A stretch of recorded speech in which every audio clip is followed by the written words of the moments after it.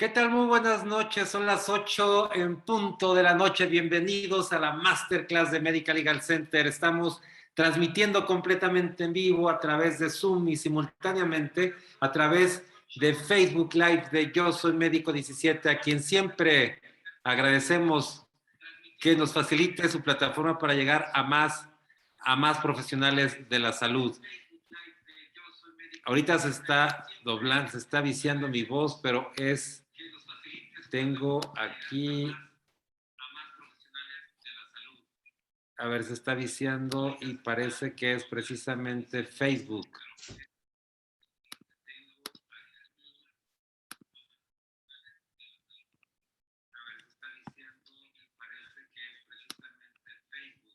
Bueno, ahorita vamos a... Ahí está ya. Ya parece que ya está resuelto el tema, muchas gracias. Ahora sí, retomando el tema, bueno, yo quiero agradecerles que se conecten hoy a la Masterclass de Medical Legal Center. Yo quiero recordarles además que si usted es médico jefe de enseñanza de un hospital público privado o es miembro de un colegio médico y requiere una de las pláticas de Medical Legal Center, especialmente para su grupo médico, para temas de capacitación médica continua, digo, la comunidad médica lo hace muy bien. No duden en contactarnos, no deje de capacitar a sus médicos y lo hacemos con mucho gusto, sin ningún costo en tiempos de pandemia, para colegios médicos y para servicios de hospitales públicos y privados. Con mucho gusto lo hacemos. Solamente tiene que solicitarlo con su correo electrónico, solicitándolo a un correo electrónico que es atención.mlc@gmail.com, atención sin acento.mlc@gmail.com, y con mucho gusto la agendamos.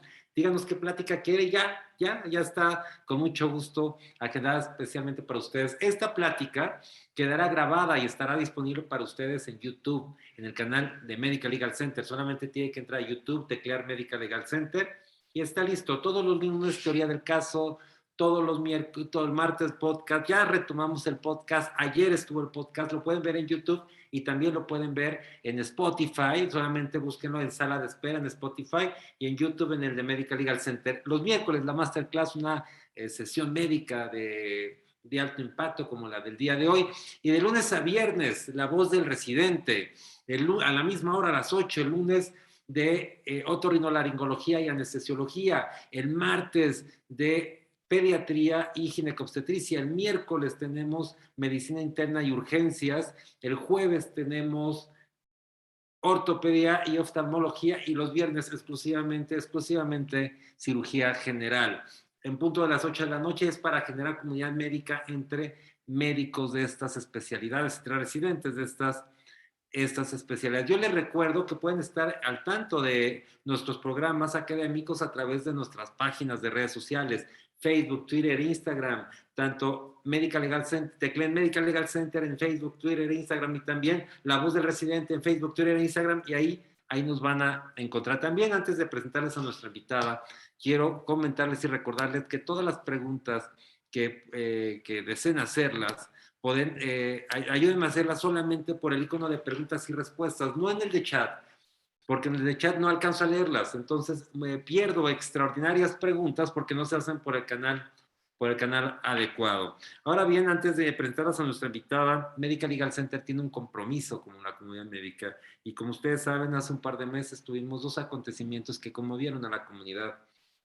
particularmente con el asesinato del estudiante de la carrera de medicina de la Universidad Autónoma de la Universidad Autónoma de Guadalajara, Luis Fernando Montes de Oca Armas, así como el doctor Iram en la ciudad de Tapachula, Chiapas. Son acontecimientos que ocurrieron en virtud del ejercicio de su profesión.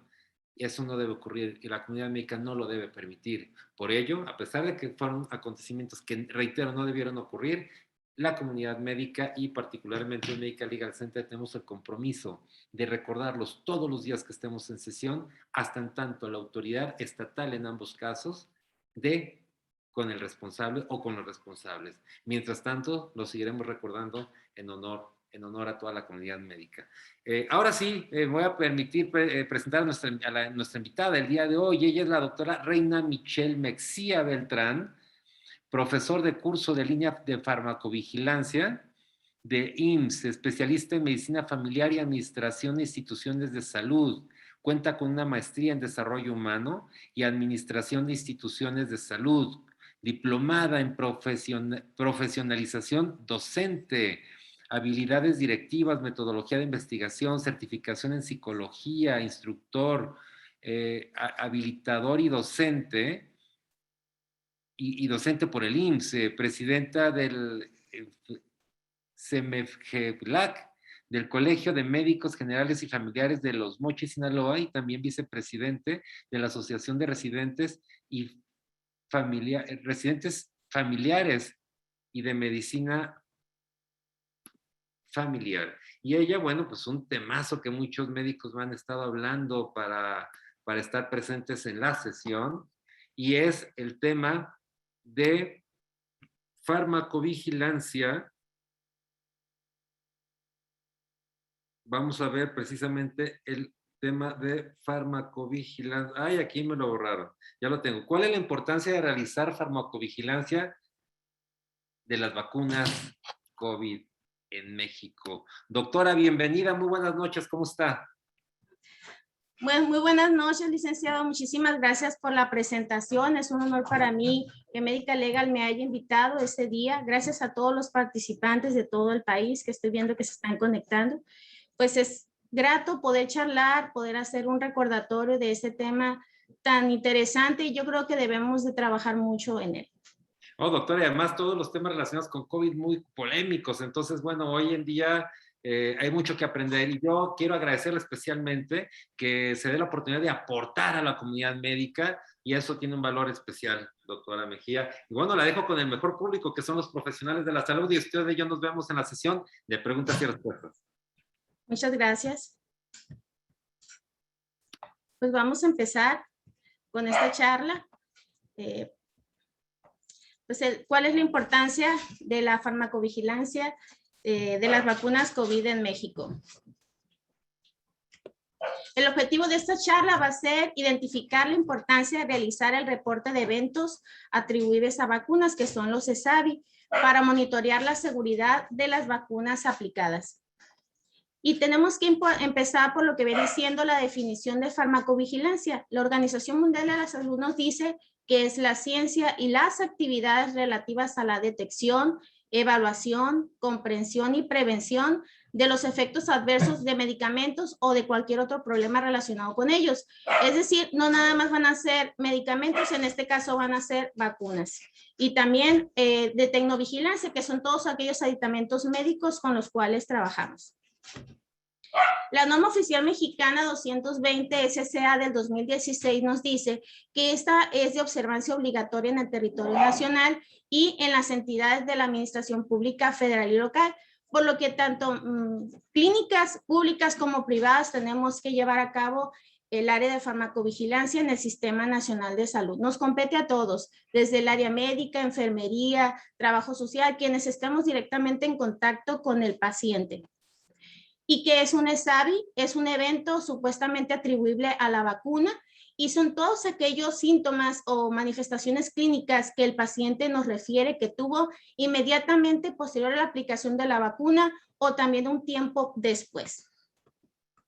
Vamos a tomar en cuenta que aquí en México, ahora con el COVID, hemos tenido diferentes vacunas que vienen siendo Pfizer, CanSino, AstraZeneca y Sinovac, y que se fueron aplicando por etapas. En este caso empezaron con nosotros, que es el área de la salud. Posteriormente se fueron con los pacientes mayores de 60 años, luego 50-59, luego 40-49, y actualmente estamos con lo que viene siendo embarazadas y ya mayores de 40-45 años, que vendría siendo desde julio del 2021 hasta marzo del 2022 el proyecto de vacunación que tenemos aquí en el resto del país. Es importante señalar que todas estas vacunas están hechas de diferentes formas y que han tenido fases de ensayo clínico. La mayoría ya llegaron al ensayo clínico 4 y 3, y algunas todavía están en protocolo de fase 3, pero todas fueron autorizados de emergencia para poder combatir de manera adecuada lo que viene siendo el problema de COVID-19. Si nos damos cuenta en este apartado, la mayoría de las vacunas tienen en común que provocan dolor en el sitio de la aplicación, fiebre, dolor de cabeza, pueden tener problemas de mialgias o dolor en las articulaciones, así como escalofríos. Es el común denominador de todas. Algunas también pueden tener diarrea, hipoglucemia, falta de apetito, tos o dolor de garganta. Y eso es importante identificarlo porque aquí en México viene siendo la pauta para poder saber si esta vacuna fue la causante o no de esta situación. En las guías técnicas de la aplicación de vacunas, pues están al alcance de todos nosotros y en ellos podemos conocer cuáles son las situaciones que se han presentado, cuántas dosis se van a aplicar, si la primera o la segunda, los mililitros, en fin, todo lo que refiere a cada una de las vacunas. Si nos damos cuenta en este esquema, dice que la mayoría viene siendo inflamación, aumento de la temperatura y en casos raros diarrea o enrojecimiento de la piel. Es un rash muy localizado en el brazo que presenta la aplicación de la vacuna. Y ahora que forma parte de lo que viene siendo el área prenatal, todas las pacientes mayores de 18 años y que tengan más de 9 semanas de embarazo son las que van a requerir ya la aplicación de la vacuna COVID, pero estamos creando ahorita una controversia porque la mayoría de las personas embarazadas quieren el Pfizer porque tienen algunos temores de otros tipos de vacunas, sin embargo todas están aceptadas para poder aplicarse después de la semana 9 de embarazo. Este viene siendo el formato que se llena en el área de epidemiología para los eventos supuestamente atribuidos a vacunas e inmunización. Son muchas variables y muchos ítems que van desde el domicilio, la edad, que si tenía alguna comorbilidad, cuáles son los síntomas que mayor presentó. En la vacuna de COVID actualmente estamos utilizando ese apartado, pero también se está haciendo un examen un poquito más a profundidad porque es una vacuna nueva. Pero ¿qué es lo más relevante de un evento supuestamente atribuido a vacunación? Conocer la edad y el sexo del paciente, la fecha en que se produjo ese evento, si fue inmediatamente en la vacuna o fue días después, porque ha pasado que hay gente que piensa que siempre se tiene que sentir eso, pero no, la importancia de la farmacovigilancia es que esos síntomas que se están presentando sería importante irlos reflejando conforme vayan adquiriéndose o vayan presentándose en el paciente. Las fechas de inicio o el fin del acontecimiento, porque nos comenta la epidemiología, pues es que llegan conmigo cuando ya pasó, entonces cuando ya me lo comentan, pero no hubo una evidencia de que sí se presentó. O también desde el momento o hasta 3 meses, que si tuvo algún medicamento, si tuvo alguna otra comorbilidad o si para poder darle seguimiento y también hacer una prueba diagnóstica o confirmatoria. Existen categorías de causalidad de los eventos que viene siendo asociación consistente con la vacuna o con el proceso de inmunización, indeterminado con la vacuna o proceso de inmunización y la asociación causal inconsistente con la vacuna o proceso de inmunización. Porque no todo el tiempo fue la vacuna la que ocasionó el evento, sino de hecho no es, en la mayoría de los casos no es así, sino que ya había un antecedente del paciente que a lo mejor no se había dado cuenta y hasta el momento en que se vacunó del mismo estrés, el sistema inmunológico hizo que se presentara alguna reacción secundaria. Es importante también determinar el análisis y valoración de las notificaciones, acontecimientos adversos coexistentes, reacciones relacionadas con la vacunación.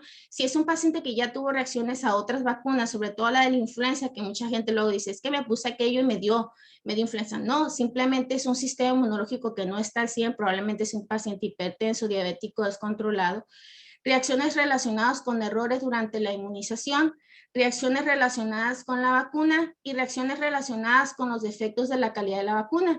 Sabemos que, por ejemplo, Pfizer necesita cierto grado de almacenamiento en temperatura y que al momento de preparar el vial para poder sacar la dosis, pues siempre va a quedar un remanente. Está prohibido combinar los remanentes de cada frasquito para poder sacar otra dosis, porque eso alteraría la calidad y pudiera dar una reacción adversa a la vacuna.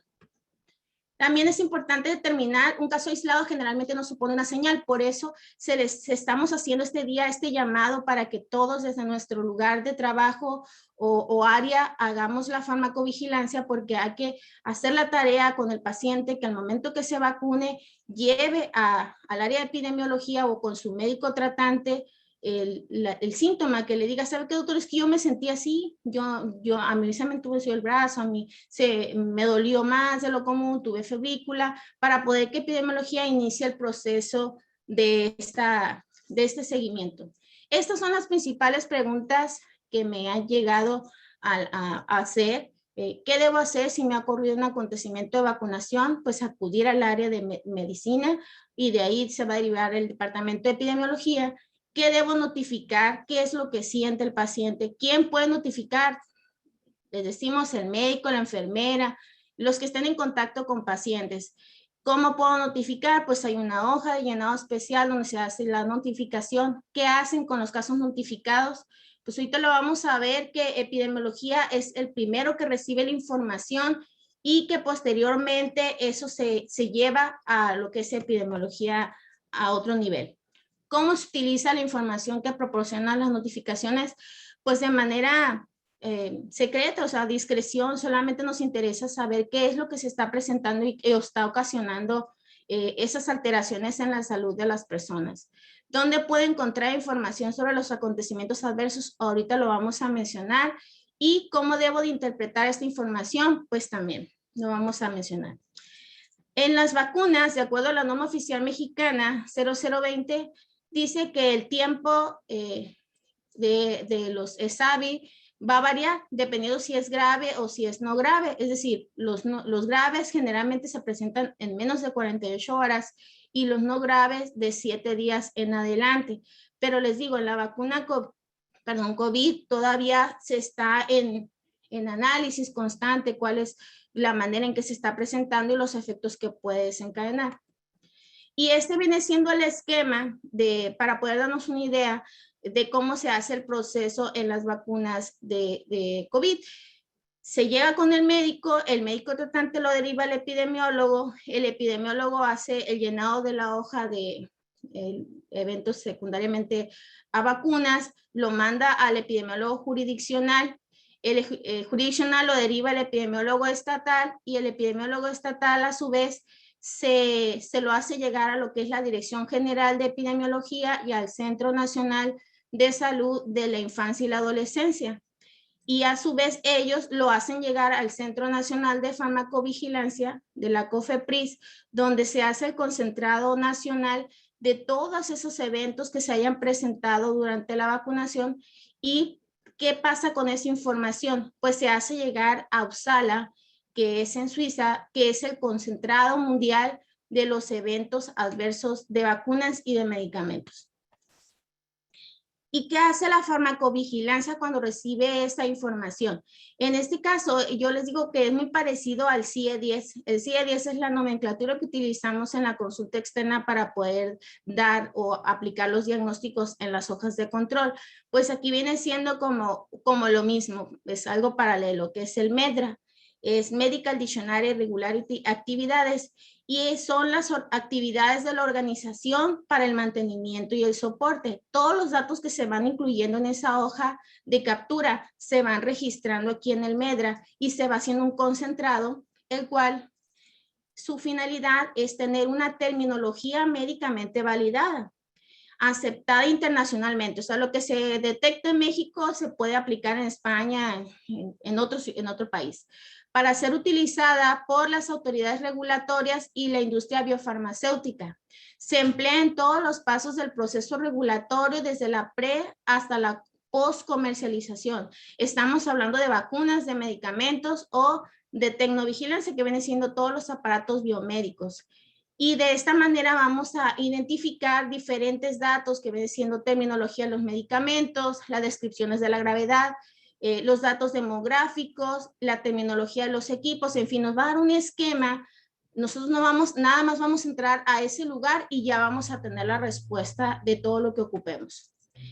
Y está lo que es el VIGI Access. El VIGI Access es ese concentrado del MEDRA llega, está en Uppsala Monitoring Center. En esta página que les muestro aquí, ustedes lo ponen y nada más escriben vacuna COVID y posteriormente va a aparecer todo lo que en estos países se estuvo registrando. Esa es una colaboración mundial que inició en el 2015, donde su finalidad fue un programa internacional del monitoreo de las drogas y que eso nos va a dar la pauta para nosotros seguirlo alimentando, por así decirlo, y ahora con la pandemia COVID, pues agregando nuevos elementos de vacuna y que en un futuro que vamos a bien llevar, tengamos datos plausibles y más poder intervenir en este caso si el paciente llegara a tener alguna situación que requiriera de nuestro apoyo. Entonces entramos al VG Access, ponemos vacuna COVID y en automático en esa página se nos va a dar desde cuáles fueron las reacciones que mayor se presentaron, la distribución geográfica, la edad, el sexo del paciente y en qué año se hizo ese reporte o si se están haciendo reportes futuros. Esta viene siendo, yo creo, es de las diapositivas que a mí más me congrata mostrarles de esta recolección porque nos dimos cuenta al inicio de que les mostré las diapositivas de que, cuáles eran los datos que más, de qué más se quejaba la población. Pero aquí viene ya en el lenguaje del Medra traducido y no viene por porcentaje de mayor a menor, sino viene por órganos o sistemas interrelacionados. Dice que las alteraciones del sistema linfático y sanguíneo fue una de las cosas que más tuvieron como de presentación, desórdenes cardíacos. Actualmente se ha visto muchos casos de pericarditis en menores de 18 años, en 18 años en adelante, y nos dicen los cardiólogos que es uno de los efectos esperados por el tipo por las vacunas y también porque se combina con la cuestión emocional, pero que es algo transitorio y que no va a producir ninguna otra alteración. Si ya el paciente tiene desórdenes o va a presentar desórdenes del laberinto del oído, se queja mucho el paciente de vacuna que se marea, puede tener desórdenes endocrinológicos si hacen unas pruebas de funcionamiento hepático, puede tener visión doble, diarrea, problemas de desórdenes hepatobiliares, en fin, si se dan cuenta, en esta escala vienen todo lo que mayormente provoca la vacuna de COVID-19. Y si ya nos vamos en la distribución geográfica, pues Europa, les decía, es líder en la determinación y en el conteo de lo que viene siendo los eventos atribuidos a la vacuna COVID y ya siguen los demás continentes. Y la edad de distribución de mayor frecuencia, pues está a los de 18 a 44 años. ¿Por qué? Porque son los que más se han acercado a decir lo que están sintiendo. De las molestias. Algunos libros, algunos autores han mencionado que la mujer, en este caso, es la que más se acerca a decir los síntomas, pero siempre ha sido la mujer la que más se acerca a la consulta o la que más identifica los cambios que maneja en su cuerpo. Algunas han dicho que han tenido alteraciones del periodo menstrual, algunas que tienen mayor dolor, mayor cantidad de sangrado, pero todavía por eso es importante hacer la farmacovigilancia de donde estemos. Y pues es evidente que el reporte por años en el 2021 pues va a ser el que más va a tener puntaje y de aquí en adelante conforme estemos aplicando vacunas van a ser, va a ir creciendo la cantidad de porcentajes que vayamos a ir contabilizando. Entonces, pues como me dijeron que era media hora, a manera de conclusión, pues como profesionales de la salud tenemos la oportunidad y yo creo que tenemos la obligación de esclarecer las dudas y controlar el temor de las personas ante la vacuna. No sé cuál sea la experiencia del resto de los participantes, de los casi 200 que hay aquí, pero aquí en mi estado hubo al principio mucho resistencia del adulto mayor de vacunarse en esa etapa que hablábamos de los personas de salud y luego de los 60 años. Y ahora cuando vieron que sí era indispensable, que vieron los beneficios de vacunarse, pues ya acudieron de manera desfasada. ¿Y qué pasó? Algunos tuvieron la primera dosis de Pfizer, pero ahorita ya Pfizer ya no va a llegar aquí al estado de Sinaloa, cuando menos en un tiempo, más que en la zona de la frontera, y se va a tener que hacer una combinación de vacunas que ya estaba proyectado con AstraZeneca, que es el que tenemos actualmente aquí.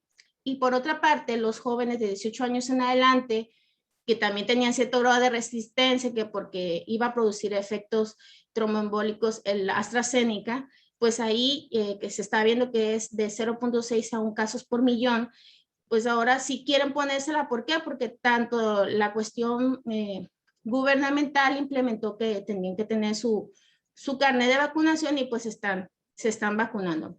Debemos de contribuir a una medicina basada en evidencia. Las fake news están al 1000 por hora. Todos los días me llegan a mí cosas que la gente dice que tuvo, pero mientras no hay un registro y nosotros como médicos no hagamos o área de la salud ese trabajo, esta concientización, pues no vamos a tener una medicina como tal. Todo medicamento está en una relación beneficio-riesgo, sí. A mí me preguntan, doctora, ¿me pongo la vacuna o no? Pues le digo que es a libre albedrío, pero que es más el beneficio que el riesgo que puede tener. Esos eventos que se han presentado, cuando menos que son como leyendas urbanas que me llegan a la consulta de que se vacunó y al día siguiente se murió, probablemente ese paciente ya se iba a infartar y no necesariamente tuvo que haber sido secundario a la aplicación de la vacuna. Las vacunas salvan vidas y nuestros reportes de los eventos supuestamente atribuidos a vacunas e inmunizaciones pueden salvar aún más personas, sin duda. Por eso yo creo que eso va a ser nuestra tarea y nuestra labor de ahora en adelante, enviar a nuestros pacientes a que le digan al médico y a que le digan al profesional de la salud qué síntomas tuvo. Yo me di a la tarea de investigar en mi unidad laboral, en el área de epidemiología, doctor, qué tantos pacientes llegaron a decirle que sintieron algo derivados de la consulta y fue impresionante la escasez. Solamente casi 15 personas y de esas 15 ya casi ni se acordaban que habían tenido. Entonces, la oportunidad está, el terreno está, y si queremos tener una medicina al 100 aquí en el país, pues tenemos con qué, solamente tenemos que empezar a trabajar más en el rubro de farmacovigilancia.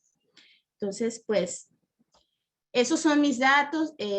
Si desean algo en especial, yo estoy en la consulta externa de medicina familiar y pues agradezco a Médica Legal el día de hoy, licenciado Abraham Dávila, pues este espacio que espero haya generado alguna información relevante sobre todo. Casi Increíble. no lo escucho, pero, Increíble, pero excelente, nombre, caray, increíble. Ya tengo muchas preguntas, doctora. A ver, vamos a empezar. Antonio Luna, a quien por cierto me comentaba el doctor Antonio que compartía nuestro link de esta sesión y para un grupo de médicos en Veracruz que atiende COVID y además lo hacen sin costo. Pero doctor Antonio, puede compartir toda la información porque esta es una comunidad que hacemos para aportar a la comunidad médica y todo lo que sea para aportar, claro que lo hacemos y lo hacemos con muchísimo gusto.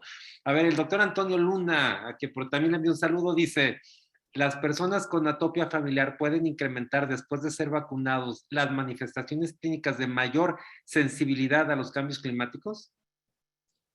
de mayor sensibilidad a los cambios climáticos, pues algunas personas sí, licenciados, sí están presentando, pero es una minoría, le digo, porque no es algo que esté completamente ahí estipulado. Llevar un conteo aquí con nosotros, yo no lo tengo como tal, pero sí me han comentado algunos pacientes.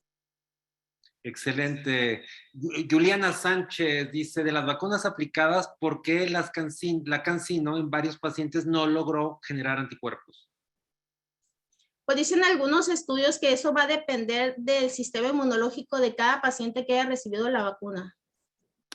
Ok, entonces no es la vacuna, es el paciente. Es el paciente. Fíjese, doctora, que además esto nos confirma que en medicina pues no solamente es aplicar el mismo tratamiento a todos los pacientes, no No, solamente vacunas, en todos los tratamientos cada paciente reaccionará de una forma, de un mecanismo diferente, tiene una historia diferente, en general, bueno, y eso a veces no lo entendemos, a veces veo en los congresos que quisieran que todo el mundo actuara igual, cuando cada paciente es diferente. Karina Flores dice, doctora Reina, al aplicarle la vacuna ARM para COVID-19 a una embarazada, ¿es posible que el bebé tenga cierta protección? sí, porque la intención de vacunar a la mujer embarazada es generar un estado inmunológico adecuado y pues sabemos que está en combinación del binomio, por eso es importante aplicarla y está la regla que es a partir de la semana 9, ¿no? Sánchez Góngora, a todas, dice, a todos, perdón, dicen personas alérgicas a fármacos y alimentos, ¿cuál es la vacuna que se debe recomendar? No le entendí al final, licenciado. Dice, en personas alérgicas a fármacos y alimentos, ¿cuál es la vacuna que se debe recomendar? ¿Cualquiera es la misma? Aquí es la que exista a tu alcance aplicársela, sobre todo porque no va a llegar lo que estaba diciendo al principio de la charla, pues de que la gente se quedó con la idea de que la Pfizer era la única, pues, ¿por qué? Porque producía menos efectos adversos y mayor estado inmunológico de protección. Sin embargo, es la vacuna que llegue va a ser la adecuada para ti. A ver, el doctor Zapote dice, el desarrollo de nuevos medicamentos, incluidas vacunas, implica en farmacología preclínica, entre paréntesis, investigación en animales, 3 especies habitualmente antes de humanos, y posteriormente farmacológica clínica, 4 fases de investigación en humanos, la fase 4 es farmacovigilancia. La norma oficial mexicana de farmacovigilancia en México es obligatoria para muchas áreas que participan en el desarrollo de fármacos, incluidas las vacunas, su venta, distribución, prescripción, uso e incluso el paciente. Muy buen comentario, doctor Zapote, como siempre. Así es.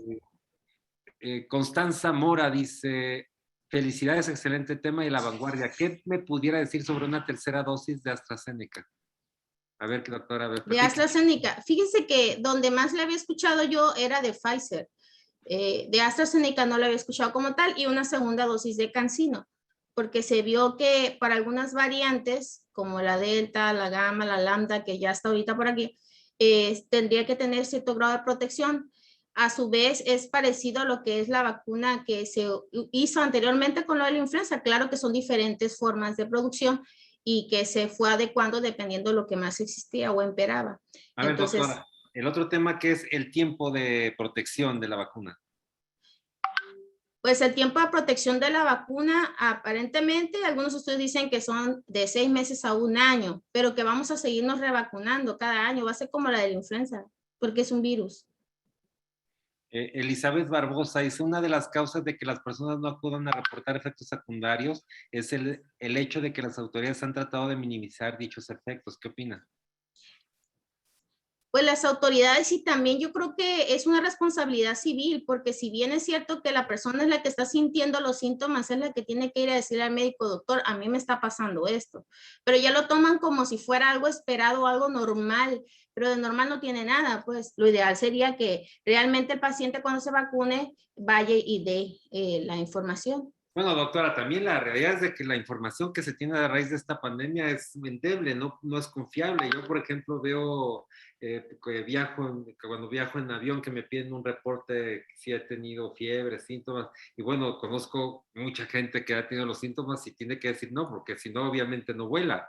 Sin Entonces, duda. bueno, pues son datos, no sé, dice el doctor Zapote, el reporte de RAM por vacunas debe analizarse adecuadamente por expertos para precisar la Sí, información y certeza de la reacción. No es sí. necesariamente el epidemiólogo. ¿Qué opina? Lo que pasa es que en la vacuna COVID, en este caso, coincido con el médico porque anteriormente con el resto de los medicamentos y las vacunas era un proceso un poco más diferente. Ahora, como fue una vacuna de emergencia, se estipuló de nivel federal que el encargado iba a ser el área de epidemiología, el que iba a ser el que iba a recibir la información de primera mano y a la par junto con el área de farmacovigilancia, pero van a trabajar en conjunto. Pero fue nada más exclusivamente por la cuestión de la vacuna COVID-19. Excelente. Ahora dice Guadalupe Flor, que dicho sea de paso, la Pfizer ya se autorizó ya no solamente como emergencia, ya está autorizada Sí, aparentemente con todo el protocolo en Estados Unidos. Guadalupe Flor dice, algunos pacientes se han aplicado las vacunas sin control. Ejemplo, Pfizer con Sinovac y también Astra. ¿Eso podría generar inmunidad? Todavía no se sabe cuál será la más idónea para los menores de 12 años, al igual que los menores de 5, que es la población que falta por vacunar. ¿Qué opina? Muy buen comentario, doctora Guadalupe. hizo muchas cosas en una, doctora, gracias. Pues mire, se han hecho estudios y como bien dijo usted, de que la que está autorizada ya es la Pfizer, ¿no? Porque es la que ha tenido más tiempo de análisis y las fases de estudio y demás, y es la que aparentemente va a ser la autorizada en menores de 12 años, de 6 a 12 años, cuando menos en otros países de primera intención así va a ser. Las combinaciones de vacunas, que es lo que muchos de los maestros hicieron, porque muchos, a mí me buscaron infinidad de maestros ahora cuando iban a entrar a los de 30 a 40 años, era porque habían recibido CanSino, doctora, ¿me puedo poner la segunda dosis? Hay estos donde dice que no es necesario hacer la combinación, Sin embargo, porque la CanSino tiene dosis única, ¿no? Y se está viendo apenas el estudio de a futuro tal vez aplicar en 6 meses un refuerzo. Es la única que es una sola dosis, pero las otras, cuando ya no hay la segunda dosis, ya se autorizó de que se puede combinar, en este caso, por ejemplo, si fue Pfizer inicial, se puede combinar con AstraZeneca o con Sinovac para poder llevar a cabo la inmunización como tal. Y también me ha tocado, licenciado, gente que parece que andaba jugando a ver a cuál le pego y se puso 2 o 3. ¿Y qué está pasando? Que está provocándose, me tocó ver el caso de una paciente que sí hizo una mielitis. Y también hubo ya alteraciones al momento del sistema nervioso y al momento de tener ya que capturar la cartilla, que es lo que la gente quiere para viajar, pues no aparecía como tal. O sea, hizo un collage, la gente está mintiendo, como bien dice usted, para viajar en avión, y también está mintiendo al momento de decir que es primera o segunda dosis. Excelente. Armando Dávalos dice, el sector salud está preparado para llevar un registro, sistema para un seguimiento de vacunas y por tanto contar con un sistema de farmacovigilancia que proporcione seguridad de información. Es pregunta, ¿usted qué opina? Sí lo tiene, pero no está bien, no está utilizado como debe de ser. ¿Por qué? Porque si no contamos con la materia prima que es recibir los eventos secundarios a vacuna, pues no vamos a tener con qué dar el seguimiento, pero sí existe el departamento y existe también la Comisión Nacional de Farmacovigilancia. A ver, doctora, y por ejemplo, ahorita en el ejemplo que ponían de pacientes que se ponen de una vacuna y de otra vacuna, o sea, que las combinan, ¿qué reportes de eventos adversos han tenido o ni uno? Porque una cosa es de que la autoridad diga sí está autorizado y sí sirve, y otra cosa es realmente el reporte, que es lo que usted hace. ¿Qué reportes han encontrado o no se ha encontrado ningún evento adverso? Los dos casos que me ha tocado ver de cerca son una mielitis transversa y un Guillain-Barré. Personas que hicieron combinación de vacunas, eso fue lo que tuvieron Bueno, al ¿y momento de por qué? ¿En qué combinarlas. porcentaje? No, pues han sido las únicas dos que yo tengo conocimiento hasta ahorita. Pero pues también estas dos pacientitos tienen problemas ya de otras alteraciones, ¿no? Una paciente tiene lupus, la otra paciente tiene fibromialgia, entonces ya tienen un componente que igual y pudieron haber tenido una reacción por lo mismo, ¿no? No necesariamente atribuido a la vacuna. Seguimos con preguntas porque hay bastantes. El doctor Zapote, cuidado con la información. En Estados Unidos no es situación política. La aceptación de aplicación de X vacunas depende del análisis de la FDA para su aceptación por cumplir las etapas de desarrollo de fármacos, que en esta pandemia varias aún no han cumplido totalmente con la fase 3. Sí, que fue lo que vimos en el esquema que le mostré, licenciado, al principio de la charla, donde hablábamos que algunas solamente estaban en fase 3 y otras estaban todavía en fase 4 y estaban todavía en estudio. Yo solamente di mi postura muy personal en esta respuesta porque sin duda, si bien es cierto que los líderes en cuestiones de vacuna viene siendo Estados Unidos, pero pues también hay otros antecedentes de otro tipo. A ver, Maricela Escareño, si una persona fue vacunada con CanSino, una segunda dosis pudiera ser de otro tipo de vacuna, ¿usted cuál recomendaría? O sea, CanSino, ¿con cuál la recomendaría? Con otra Pues, que no fuera CanSino. Ah, no, con CanSino otra, es una. es que CanSino es única. Entonces, ¿con cuál La, la recomendaría? Pues es que no se han hecho todavía la autorización para combinarla con otra, la CanSino, más que la Pfizer con la AstraZeneca es donde ya se dio la autorización que se puede combinar. Pfizer con Astra, pero no CanSino con otra. No, hasta ahorita Muy, no. muy buena aclaración. A ver, tenemos también a Monteón, la doctora Cintia Monteón, la recomendación práctica y metodológica para personas que tengan dosis de las vacunas viables en México y no alcancen la inmunidad conforme su test cuantitativo espicula 1, pueden acudir por otra vacuna si tienen la posibilidad de adquirirla. ¿Tienes reporte de cuánto tiempo esperar? ¿De cuánto tiempo entre una dosis y la otra? Son 42 días en promedio. Ok. ¿Cuántos días deben pasar después de tener COVID para vacunarse, doctor Antonio Pérez? Un mes, de un mes determinados los síntomas. Cuando Hay ya esté el paciente bien, empieza a contar un mes. ¿Hasta cuánto tiempo puede pasar después de la primera dosis de Pfizer para la segunda y que sea efectiva? 42 días. Eh, la recomendación práctica y metodológica para personas que tengan dosis. Este ya la comentó. A ver, otra vez, no sé, a ver, dice la recomendación práctica y metodológica para personas que tengan dosis de las vacunas viables en México y no alcancen la inmunidad conforme su test cuantitativo. Ya eso, esto ya lo hicimos. Paula Tovar, ¿y cuándo se va a vacunar a los jóvenes de 3 a 17 años? Pues eso es un tema que depende del gobierno federal. Así es. José Luis Valderrama, hasta ahorita no hay reportes de que se pueda combinar la CanSino con ninguna otra vacuna, la que aparentemente sí se puede combinar Pfizer y Astra. Exactamente fue lo que comentó ahorita la doctora. Elizabeth Barbosa, ¿cuál es lo ideal en cuanto a cantidad de generación de anticuerpos para decir que se tiene inmunidad adecuada? ¿Cuánto es lo ideal de qué? De ¿Cuál es? anticuerpos, reporte de anticuerpos. ¿De la IgG y de la IgM se refiere a la pregunta o O cuál? sea, No. ya ve que hay en el reporte de anticuerpos dice un porcentaje, 40, 30, etcétera. Ahí sí no sabría decirle, la verdad no tengo ese dato. Ana María García dice, ¿se puede considerar vacuna o es una terapia génica? ¿Y qué riesgos se podrán esperar a largo plazo si algunas vacunas siguen siendo de emergencia y solo Pfizer ha sido aprobado por la FDA? Pues ese es el trabajo que vamos a tener, yo creo, todos los del área de la salud, porque esa es la vacuna que más ha tenido valoración a nivel mundial y la que está mejor aceptada y la que tiene más ensayo clínico, pero el resto pues va a tener que irse adecuando, ¿no? Porque si bien es cierto, a mí me llama mucho la atención, licenciado, ahorita que hizo esa pregunta, que anteriormente cuando nos vacunaban de otro tipo de vacunas, vaya, el sarampión, rubiola y demás, nunca vimos marcas. Yo creo que esa es la primera vez que yo veo que la gente pregunta por marcas para poder vacunarse. Tal vez por el hecho de que ahora la comunicación en Internet nos hace ver pues más información que nos da la pauta de poder elegir, ¿no? Pero a veces no tenemos la opción de elegir. A ver, la siguiente pregunta dice, en Venezuela no disponemos exclusivamente de Sinopharm y Sputnik 5. ¿Tiene alguna observación al respecto? Además, el gobierno está proponiendo un candidato vacunal cubano, Abdalá. ¿Tiene algún comentario al respecto? ¿Sabe algo de esto? Sí, es que Cuba es el país que decidió hacer su propia vacuna y pues están encontrando que tiene 95% de efectividad contra COVID y pues probablemente por eso están ofreciéndosela a ellos. Pues la compra de vacunas ya va a depender de cada país. En este caso, pues las dos que tiene son muy buenas también, ¿no? La Sputnik y la Sinopharm que menciona.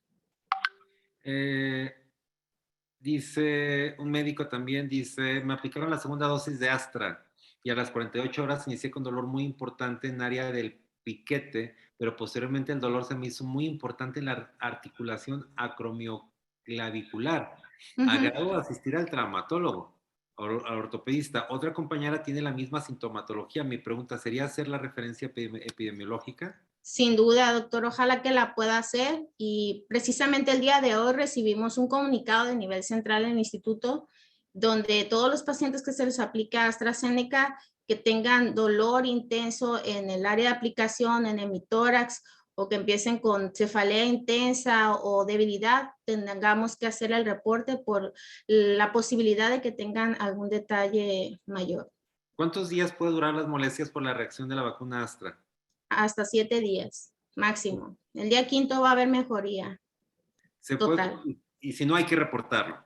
No, pues es que lo ideal sería reportarlo desde el día siguiente, ¿no? No. Hablamos al inicio de las 48 horas, ya empezó, ¿no? Dolor de cabeza, aumento de volumen y demás. Pero si se acentúa de esa manera, pues hay que hacerlo.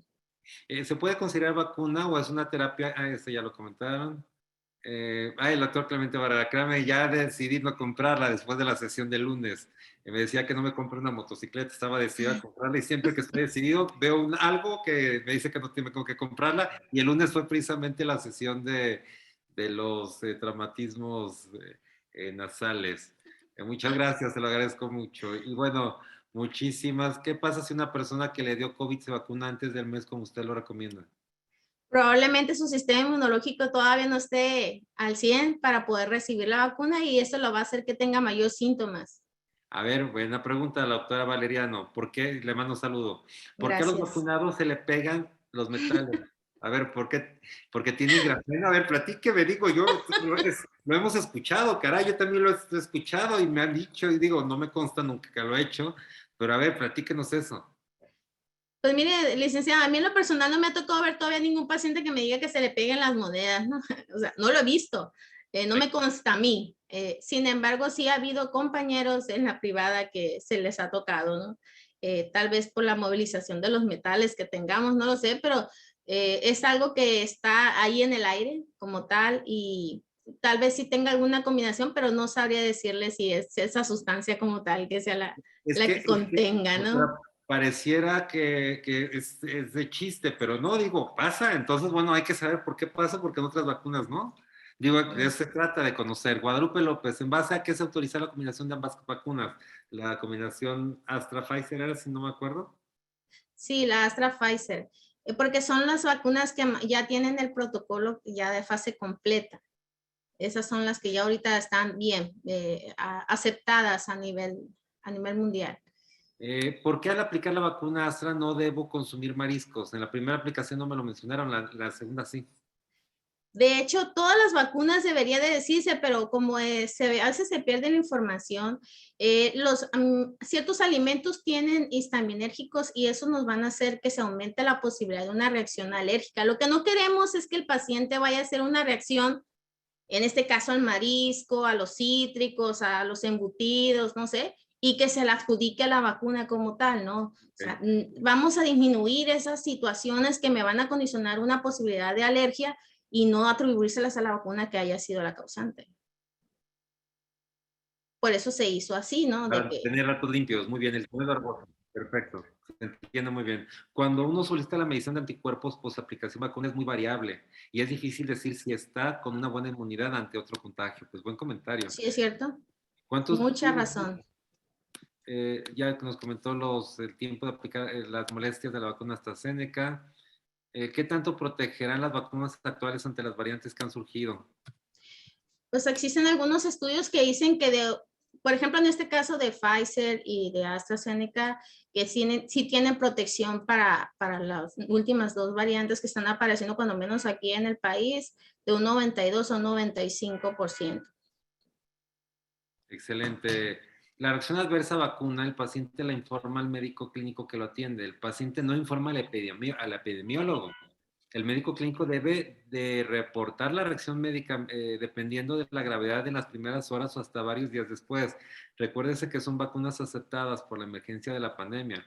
Por ello es importante que los pacientes, los médicos, los laboratorios reporten las reacciones de las vacunas para su análisis adecuado. Pues doctor, es muy claro.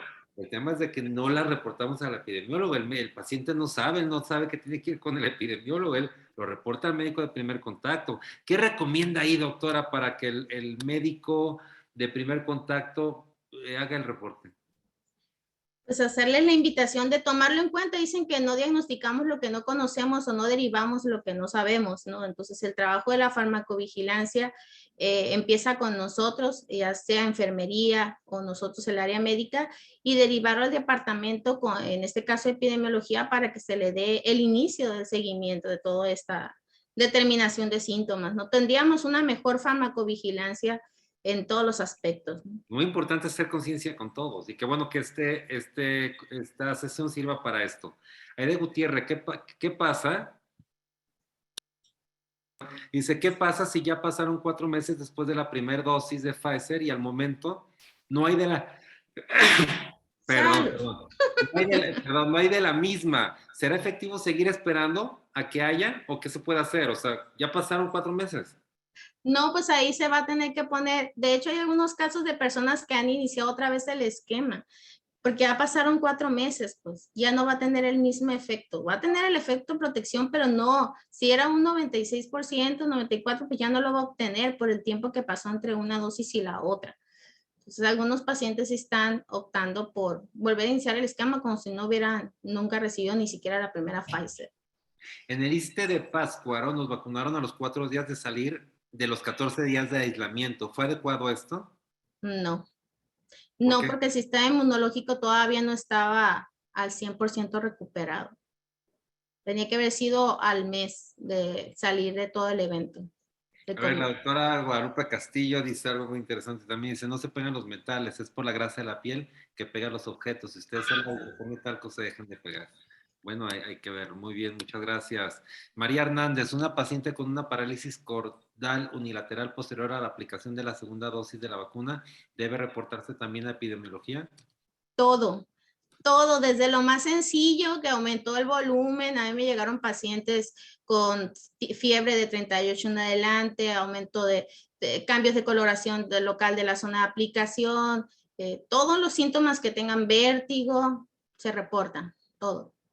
A ver, nos pregunta, primero le mando un saludo a Bernadette Casillas, que es nuestra experta de la voz del residente en anestesiología. Siempre quiero hacer un reconocimiento, Bernadette, siempre por tu apoyo y siempre estar dispuesta a apoyar a la comunidad médica y particularmente a los anestesiólogos en todos los sentidos. Muchas gracias, Bernadette. Y ella pregunta, que en los centros de vacunación pongan un teléfono para reportar eventos adversos. Uy, sería fabuloso. Yo creo Está, que digo, sí. no está tan difícil, Bernadette, ¿sabes? Sí, sería fabuloso, pero le voy a decir una cosa. En la cultura a veces, la cultura, no sé, la comunicación, a veces yo pienso, yo veo cartelones en mi unidad laboral de guiar a las pacientes a ciertas partes, información importante, la gente no lee. Entonces, yo creo que vamos a tener que hacerlo así como cuando llegan con nosotros a consulta o cuando nosotros vamos a otro tipo de empresas donde le pregunta a qué viene y cuando preguntamos de la vacuna la recibió, es hacer la siguiente pregunta es, ¿y tuvo algún síntoma cuando le aplicaron la vacuna? Y no tomarlo como una idea de que ya va a ser, de que así tiene que ser siempre, pues, ¿no? Bueno, pero además se pueden encontrar muchos mecanismos para confirmar que haya recibido la información y el teléfono, caray, digo, dice Bernadette, muchas personas no fueron enviadas por un médico no fueron enviadas por un médico a vacunarse. Mm, no, pues tal vez que ellos decidieron ir, pues a eso tal vez se refiere, ¿no? Y por ende, pues no hicieron el registro de los síntomas. ¿Qué pasa si una persona que le dio COVID se vacuna antes del mes como usted lo recomienda? Generalmente el paciente se va a sentir más mal, puede volver a tener alguna reacción, algunos de los síntomas que ya está de salida, pues todavía no. Sí, yo tuve un caso de un buen amigo que le pasó eso, entonces se complicó muy serio. Bernardo dice, no tienen médico de primer contacto, a eso se refiere, de que hay pacientes que no tienen médico de primer contacto y que al sentir un evento adverso, una sintomatología, no van con el médico. Entonces, bueno, todos esos deberían hacer el reporte de manera inmediata, que son muchos. En los, perdón, licenciado, en los centros de salud o en los hospitales generales, en el área de urgencia, se cuenta ya con un formato para esa captura. Sí, pero tienen que llegar ahí. Si llegan es porque ya están muy mal. Entonces, Eh, bueno, el reporte de farmacovigilancia va a ser efectivo en la medida que se reporte todo, ¿no? sí. Dice Fresco Zapote, hay mensajes escritos en algunos lugares para dar difusión de que el paciente reporte reacciones adversas a medicamentos o vacunas y ponen el teléfono de Cofepris. Sí, Entonces, bueno, pues ahí está ya, ¿no? Bueno, pero hay que generar cultura. Digo, el gobierno federal tiene horas de conformidad con la ley, que él es el titular de de las comunicaciones en México, puede tener incluso la posibilidad de transmitir esta información. Quizá habría que valorarlo para tener una mejor eficiencia el tema de la farmacovigilancia. Maricela Escareño, los efectos adversos de Cancino leves se observaron en mayor porcentaje en pacientes con obesidad grado 1 y 2 y fue fiebre y artalgias. sí, Pues fue muy lo bueno. que más se quejaron, de fiebre y artralgias. Doctora Reina Michelle Mejía Beltrán, por favor, denos su mensaje. A ver, la última pregunta. ¿Cuál es el tiempo? Es que llegaron. Muy bien, felicidades. Dice, ¿cuál es el tiempo límite para tomar en cuenta de reportar alguna reacción postvacuna? Algunos pacientes refieren algunas molestias desde la postvacuna. Sí, no hay un límite como tal. Desde el día que se presentó el evento, nos dice la guía hasta los 48 días después. Va a circular. Todos esos días tenemos para hacer el reporte. Tal vez en ese momento, si no fue inmediatamente cuando el paciente tuvo el síntoma para poderle dar un medicamento y que mejore, pues ya pasó, ¿no? Pero sí vamos a tener la información para futuro, para otras personas que les pueda servir. Por eso es la importancia de la farmacovigilancia. Le felicita Guadalupe Flores, Elizabeth Barbosa, Norma Francisca Escalante. Dice, felicidades, paisana, ella también es de allá de Sinaloa, caray.